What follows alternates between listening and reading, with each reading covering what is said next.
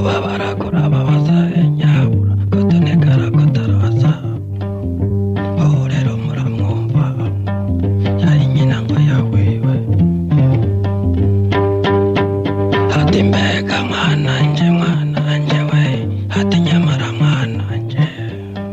numbaririke kubabaje wama wicurikira hatokojyande kobozo kokanyagema wewe birebire ndibuze ndimba ntaworaho yabaye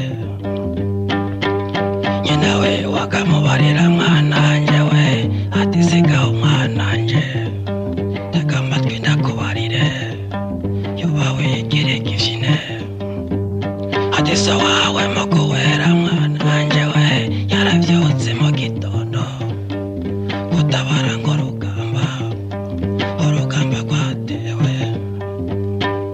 arajabuka cacozi mwananje we barakubita mwaratemba caratemba nk'amazi